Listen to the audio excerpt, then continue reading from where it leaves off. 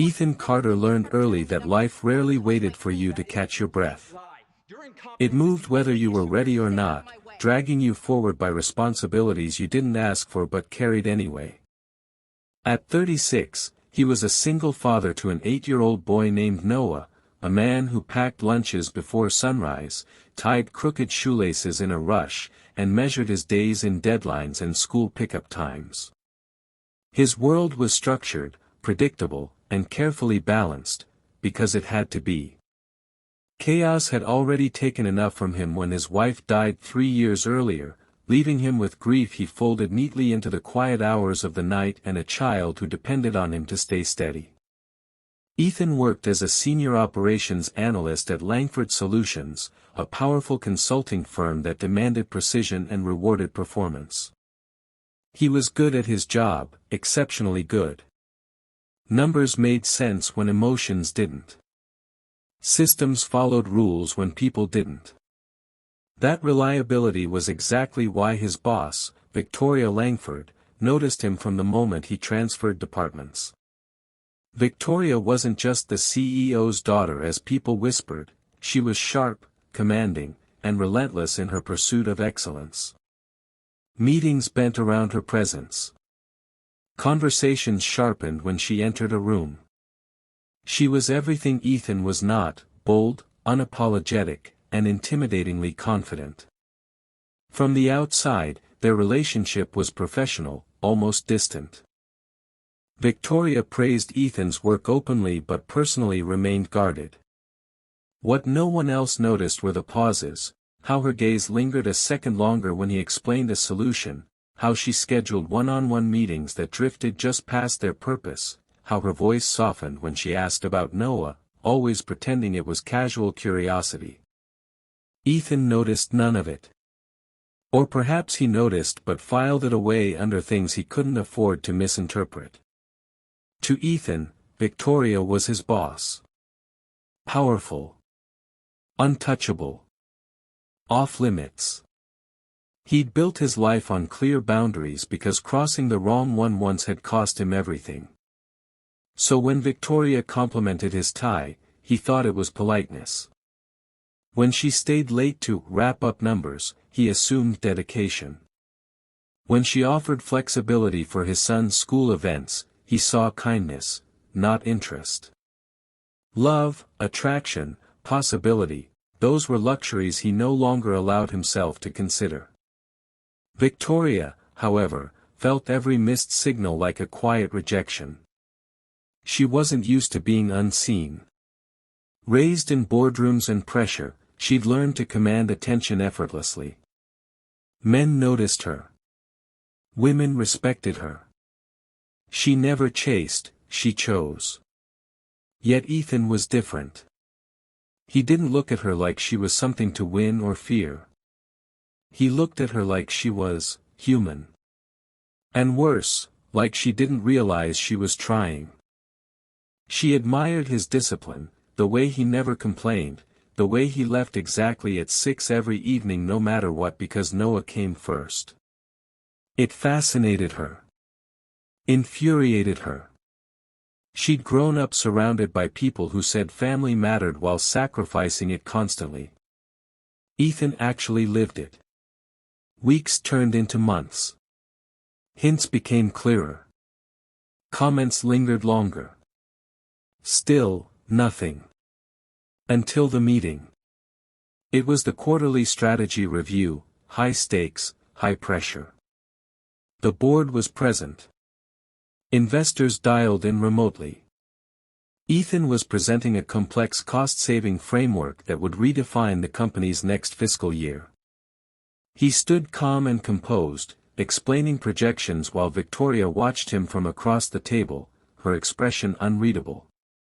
Halfway through, someone challenged Ethan's assumptions aggressively. He responded with data, confidence, and composure that impressed everyone in the room. Including Victoria. But when another executive took credit for Ethan's work, brushing him off dismissively, something snapped. Victoria interrupted sharply. "No," she said, her voice cutting through the room like glass. That's not accurate. Silence fell. She stood, eyes locked on the executive. This entire framework exists because Ethan built it from the ground up. Every number you're looking at was validated by him.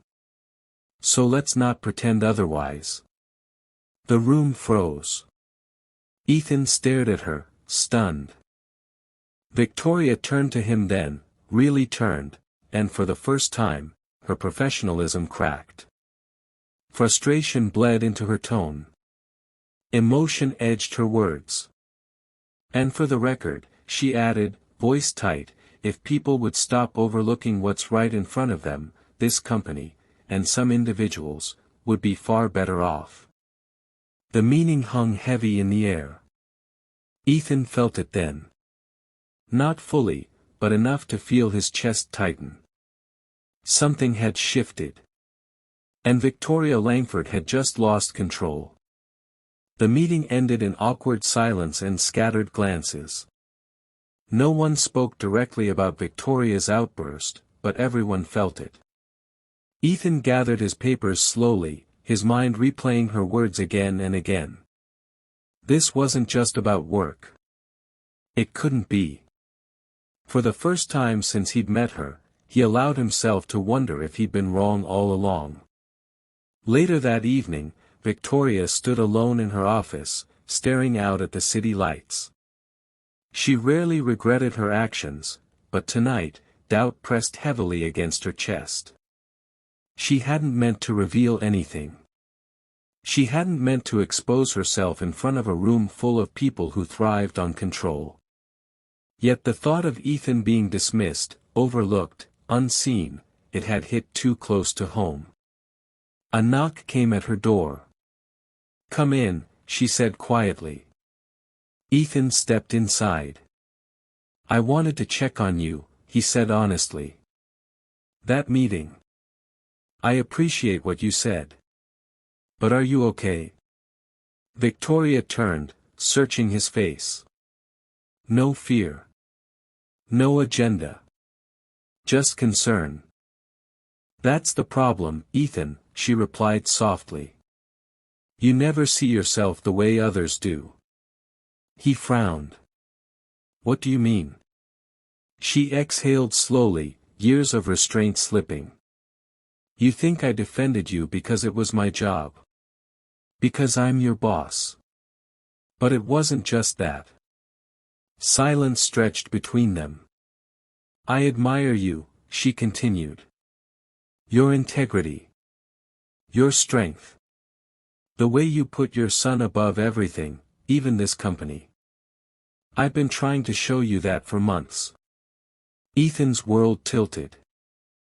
"I didn't think," he began, then stopped. "I didn't think someone like you would ever." "Someone like me," she challenged gently.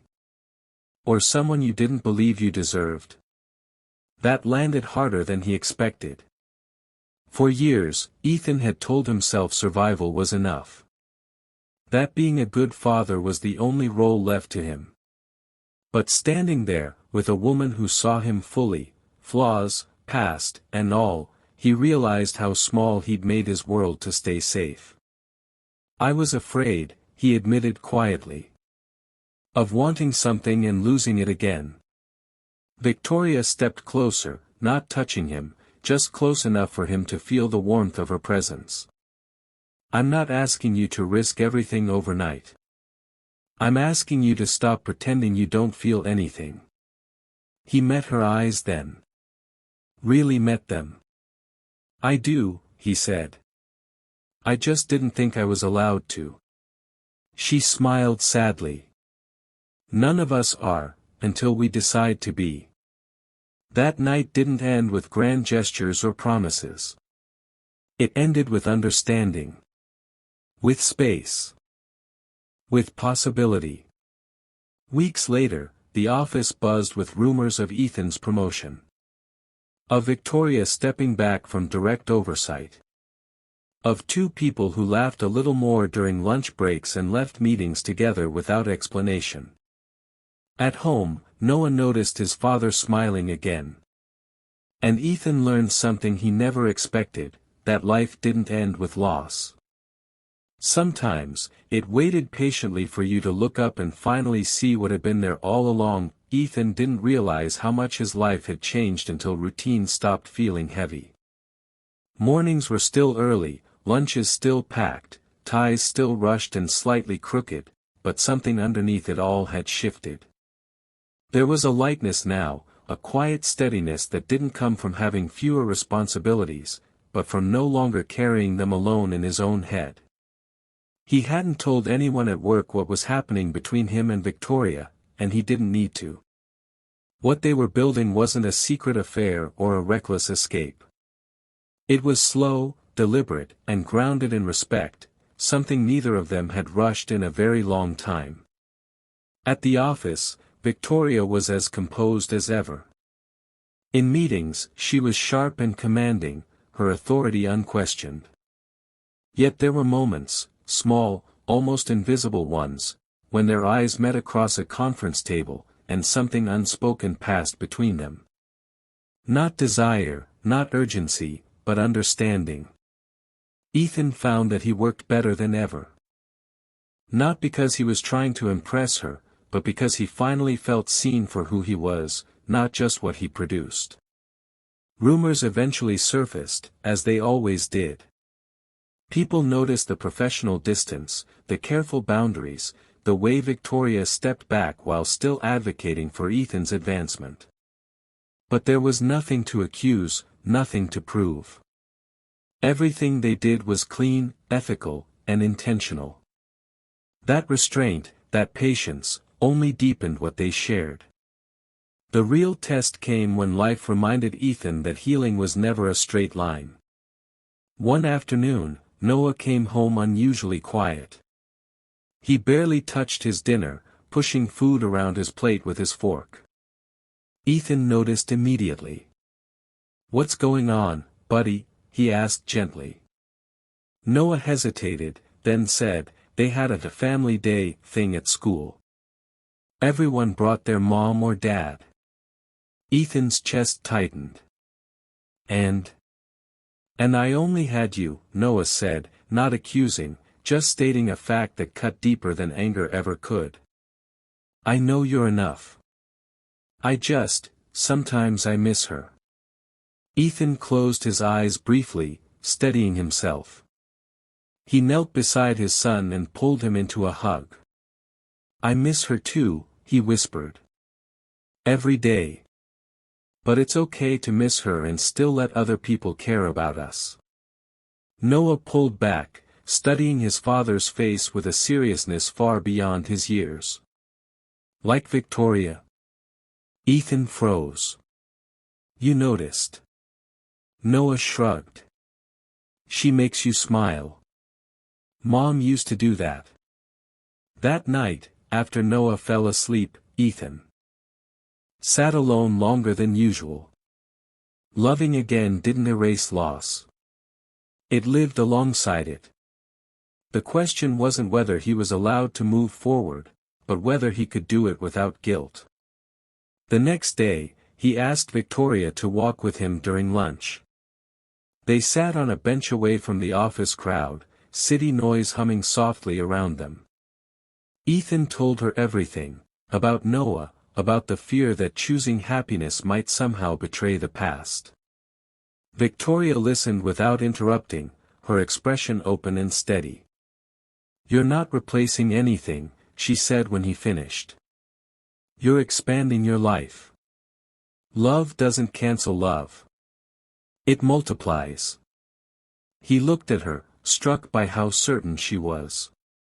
"My mother," she continued quietly, "lived her entire life believing she could only choose one role, wife or executive, strength or softness.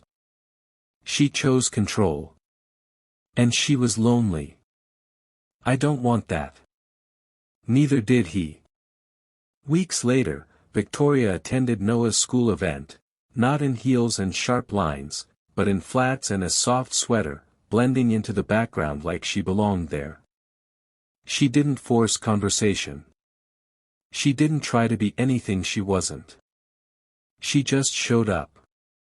When Noah won a small science award, Ethan felt something break open inside him, not pain, but gratitude. He glanced at Victoria, who clapped with genuine pride, and for the first time since his wife's passing, he felt peace without guilt. Change came again, this time professionally. Victoria was offered a major role overseas, an expansion that would define her career. The kind of opportunity people spent their entire lives chasing. The board expected her to accept. She told Ethan the same evening.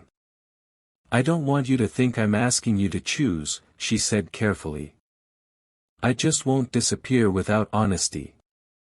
Ethan absorbed the weight of it. This wasn't a dramatic crossroads. It was a real one. Life asking again, quietly, "What do you want now?" They talked for hours. About Noah. About distance. About fear. About timing. No ultimatums.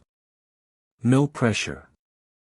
In the end, Victoria made her choice. "I've spent my whole life running toward the next achievement," she said.